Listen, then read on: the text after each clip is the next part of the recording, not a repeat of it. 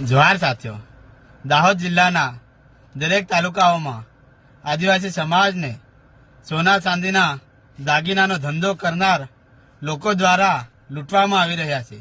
સાથીઓ, જે આદિવાસી સમાજના લોકો દાગીના ગીરે મૂકે છે, એ દાગીના પર સરકારશ્રીના આ પરિપત્ર પ્રમાણે વ્યાજદર મંથલી મહિનાનો 1% લેવાનું હોય, જેની જગ્યાએ દાહોદ જિલ્લાના ઘણા તાલુકાઓમાં અને ઘણી બજારોમાં સોનીઓ દ્વારા જે સોના ચાંદીના દાગીના પર વેપાર કરે છે, એમના દ્વારા આદિવાસી સમાજ પાસે 3%, 5% મંથલી વ્યાજ લેવામાં આવે છે અને જેસાવાડા બજારની અંદર આવી રીતે ઘણા લોકોના દાગીના પચાવી પાડવામાં આવ્યા છે।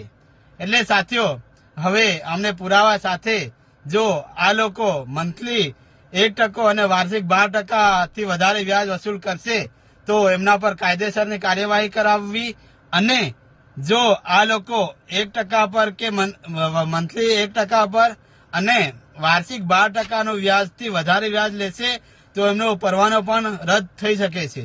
તો સાથીઓ, હવે દરેકે સજાગ થઈ જવું જોઈએ અને આવા સોના ચાંદીના દાગીના ધીરના લોકોને સબક શીખવાડવી પડશે, કેમ કે આદિવાસી સમાજના ઘણા ઘરેણા ખાલી લોકો 2-3 દિવસ કે અઠવાડિયા મહિના માટે પહેરે છે અને ફરી એમના એમ જ પડાવી લે છે આ લોકો।